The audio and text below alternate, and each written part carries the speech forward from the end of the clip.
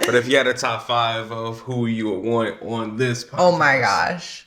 I don't even know if I have a top 5 of who I would want. Like, I can't imagine it. I can see it more like podcasts we would go on. Okay. Which would be the first 2 that I said, Skinny Confidential and 2 Parents in a Podcast. But like also, I always feel like, oh, we'd have to have something more like accomplished to talk about. Which like, yes and no, you know? Mm. But Yeah, that makes sense.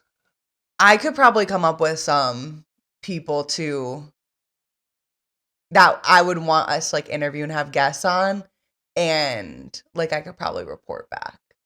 Some of it is because like some of the people that I would put on the list, it wouldn't be for me, but it would be so like you could like be in the room with this person, and then I'm like kind of not interviewing both of you, but like if Roman came on the podcast, you would have certain questions, but like I could, right? It would like that would be someone you like and know about, so it would be fun to like do an interview like that.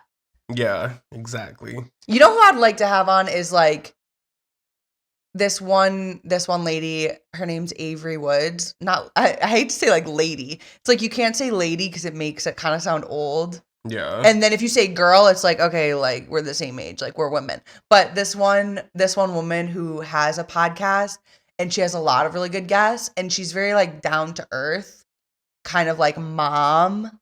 And I feel like it would be fun to talk to her because she kind of went from having a nurse to like being a podcaster and influencer. And it's like this person kind of worked their way from where they were to where they wanted to be. And I feel like that would be fun for us to have on the show because like we have more traditional like jobs now, but we have like the podcast now. So it'd be interesting to like get that perspective from someone who did that already, basically. Okay. Yeah, that makes sense. So, I mean, that sounds like it would be interesting to like put some of these people on there. I'd be nervous though. Like I was never nervous doing my other interviews, even though it was like people that had businesses or I didn't know or whatever. But I feel like now I'm more nervous than I was when I first did it because I was like, whatever, you know, nothing to lose. Well, I think it's just all about research. You know, a lot of people, when you're about to like put them on something, it's kind of like Hot Ones. Yeah, I thought of like, that. You know, he does his like his research on them, brings up like some of this stuff that they even forgot about some of the times, and they're like, oh wow, like, you know, so you can really impress people like that. But I think for me, I want to put like some more local people as far as like some of the guys I worked with, based on them being a part of like celebrities and like doing their bodyguarding and stuff like that. I won't name drop or anything right now. Just kind of keep them confidential. But I think I would love to like kind of put those type of people on here. And again, that's kind of like with the bringing up of others. Yeah. So exactly. That would be really cool. And it's always like, it's like everyone is interested in like the founder of a business, like the Bill Gates of Microsoft, like the person that's the name of whatever the business is, or like the celebrity, like, you know, the biggest artist of right now. And like, that's the name that everyone recognizes. But like, as you work with people in different industries, you start to see that there's like a whole team of like actual real people, which obviously you know, but you don't see it. So it's hard to remember it. And you're like, wait, why do I care about this person's whatever? But it's like everyone has this whole team built around them that has to be like, you know, have certain qualities like loyal, trusting, like they, you know, whether you're trusting them with your protection, your money, your hair, like everything. Yeah. And that's like a big you said, for guys. It would be really interesting. You go get a haircut. Yeah. Yeah. Look, your barber can mess you up for life. That's what I always think about, like when we watch the NBA games, and Not it's for like life, but like for a couple a couple weeks. Like they all go to their trusted person, and it's like right before a game, if something happens, they're gonna get roasted from, as we know how the NBA stuff is. So or just picking apart like guys in that way. So yeah, it's like it would be, like I feel like you would watch a podcast episode with like LeBron's barber. Like it'd just be interesting and something different. Yeah. So I feel like that's how, at some point, if we do interviews and things like that, I feel like that would be a fun way to like differentiate our podcast and interviews, because you kind of get to unpack things that, safely and not without exposing people's privacy, but like unpack different things that usually wouldn't ever like come up and stuff like that. Yeah. Yeah, I will say as long as it's respectful. Yeah, exactly. Yeah. It's just more like interesting to learn about like everyday people's lives that you could like relate to. Like whether you're a hairstylist, like I love the hairstylist example for some reason, I think because it takes you a minute to find a hairstylist. I know. Most of the time, you can know the bad experiences.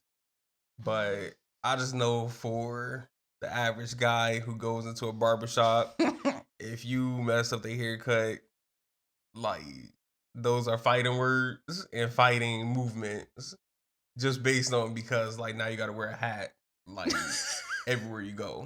Wait, I saw like somebody that's new to making content, and they have this really engaging series on TikTok, and literally one of their comments was, "What's under the hat?" Because he wore a hat in all his videos. Yeah. And this is literally we were talking about like earlier this week, like the trolls and haters, like if you're a guy, they go for the most specific things, like hair, elbows, foot. Like yeah. I mean, guys will pick you apart a lot more than like women in like certain ways. Because I feel like women can be like brutal towards each other a lot more than they are like towards a guy. But guy on guy, like, and it could be either a joke or it could be serious. Like we're gonna attack every single thing that we can see physically. So I mean, it's just like it is fun though, like because like if you can say something back to them, it's like okay, now y'all going back and forth. Especially if it's just playing, like if it's serious, then obviously it's something different. But yeah, like I don't mind doing it. That was like back in my back in my Chicago days. My friends, we used to talk about each other all the time, so it didn't really bother me. Yeah, we thought it was like good and simple until I moved to Colorado, and once I moved there, it was like, oh dang, like I'm a bully. Okay. Well, not the cultural reset. Yeah. It was a big one because like I got to my high school, didn't know anybody, but next thing you know, I was just like making a joke and they took it like the most offensive. Talked to my teacher and everything, and I was like, what the heck? But